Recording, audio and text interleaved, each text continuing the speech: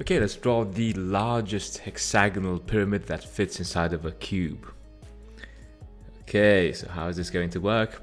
Well, probably, most likely, our hexagonal pyramid is going to be kind of connected to that hexagonal section, if you remember. So if you go and take a cube and place it on the, right, if you place it in, let's say, an axonometric, and you connect the middle of all its edges, as you see it in an axonometric, it generates a perfect hexagon. Okay, so it's fairly easy to start from there and just connect that hexagon with one of the tips of the cube, and then you get the hexagonal pyramid. So let's do this in frontal view first. I'll take the cube and move it in the third position, okay, which means, right, we need to have that little construction I did on the left hand side. So basically to get the third position.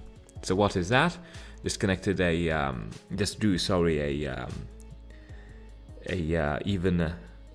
triangle with 45 degrees, and two edges equaling the length of our cube's edge, right? And then I added another perpendicular on the line that isn't equal to the length of the cube's edge. Then I connected that with the left hand side tip. That would have been the spatial diagonal. Then drawing the median line by connecting two arches that are slightly larger than the half of the segment. And then we've got the middle.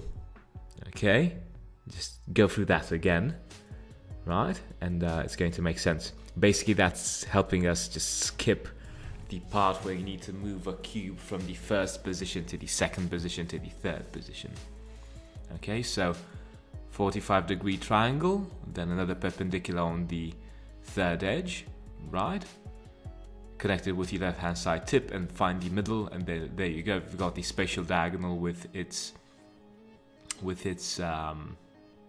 middle, where you can start drawing the central, right? The center, for the circle that you need to construct the frontal view of a third position cube. Okay, I know that's quite a lot to digest, but I'm sure you'll understand it because we did this before. It's just a short recap. These are intermediate descriptive geometry exercises. They are kind of simple. So, how is this going to work? We need to construct the pyramid, so connecting the middles. Yeah, there we go, planar view. So I'm connecting the middles of the edges, just like we did previously in the technical drawing 101. Then we'll move that in frontal view and to the side view, and that's our pyramid. Okay, smack down the middle. Okay, just connecting it with the top tip. And there you go.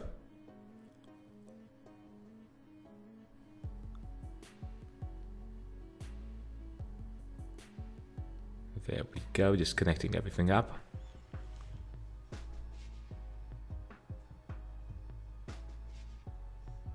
Right. So basically I'll draw the cube and draw the pyramid with dashed lines. So to show that it's inside of our cube. Okay, very good.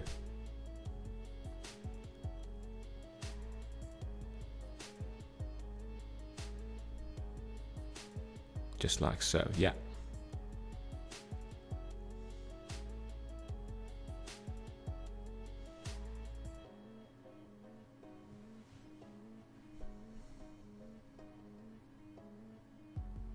Right, one of those edges needs to be a contour line. There we go, yeah.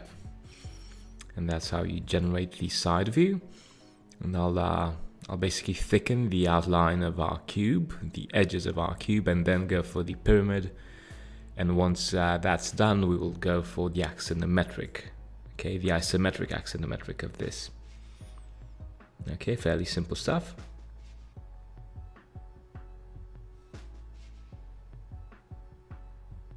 Right, there we go.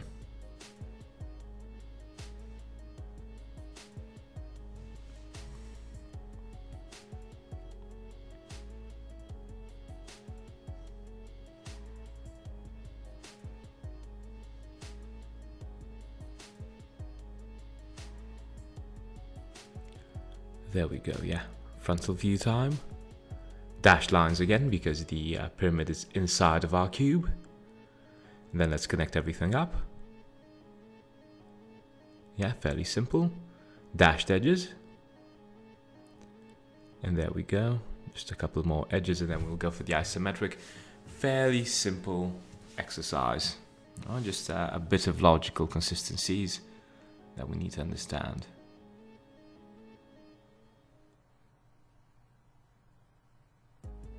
And there we go, another segment with a couple of dashed lines.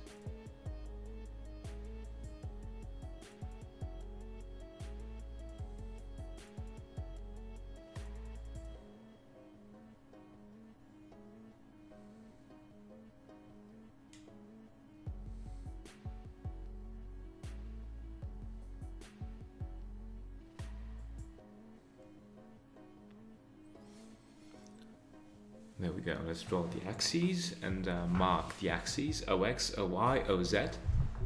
Then we are good to go for the isometric. Okay. Yeah, so you see this technical drawing, it has kind of a precision to it, okay? Okay, so all these contour lines are kind of even. There we go, I'm just thickening a couple of lines to get the feel out of a technical drawing, and maybe thickening a bit of the contour lines so they stand out more. Right, there we go, yeah.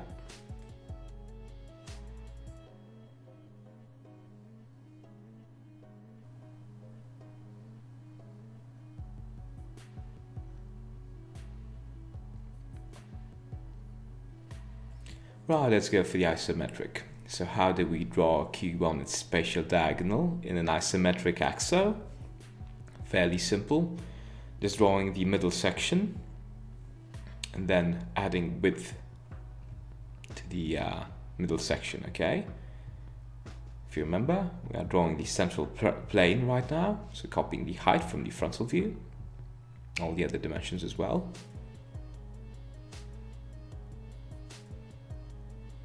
There we go. Just lines everywhere. And now we will draw the width. There we go.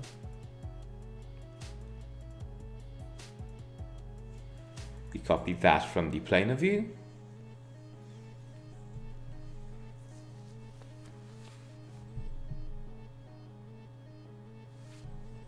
Right, and let's connect everything up and we will have our cube on a spatial diagonal.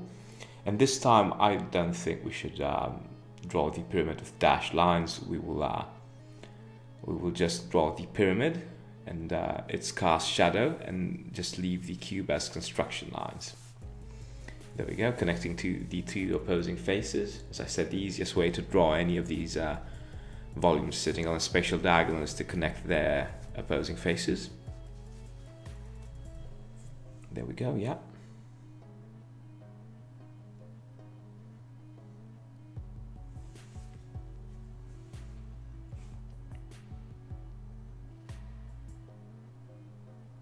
There we go, connecting the middles and generating the hexagonal base. And then we connect that with the top, just like so. And we've got our pyramid.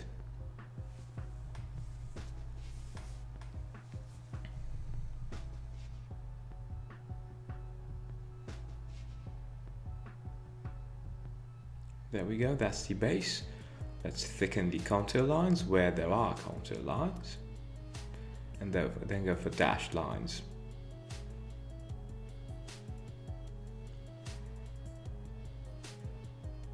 There we go, yeah, really good.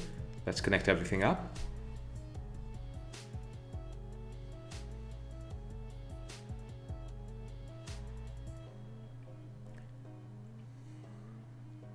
Right. So now let's draw the cast shadow. So this cast shadow is going to be fairly easy to construct. It's just a matter of either constructing the cast shadow for the cube and connecting the middles of its faces, which I'm kind of doing right now, which, to be fair, is the way too complicated way of doing things. Ideally, I mean, actually, no, this is good. This is good because it gets you thinking. The other way of doing things would be just to project the base on the horizontal plane and then project the tip as well and connect everything up, and that's how you get the cast shadow. So I'm basically constructing the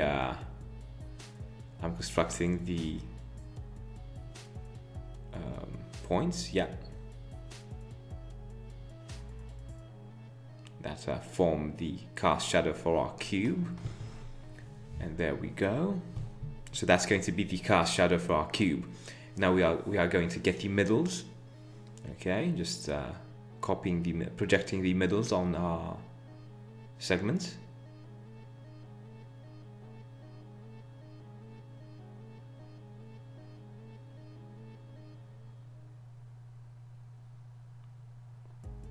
There we go. So just connecting everything up now. That line should have been lower. Yeah, because basically the shadow needs to be parallel to the initial base in order for the exercise to be correct. Okay, so this is fairly simple. It's just repetitive. So we got the 6 points, and my guess is that the tip of the pyramid just falls in the hexagonal outline of the base, so that means we don't actually need to construct it. Okay, there we go. So connecting everything up. We need to thicken. 1 second, a small mistake there. So again, I'm making this a lot more simpler than it is. Okay, but that's fine. Okay, that's 100% fine.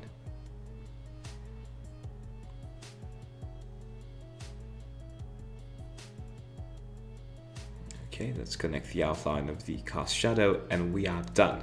Quick, simple exercise. Next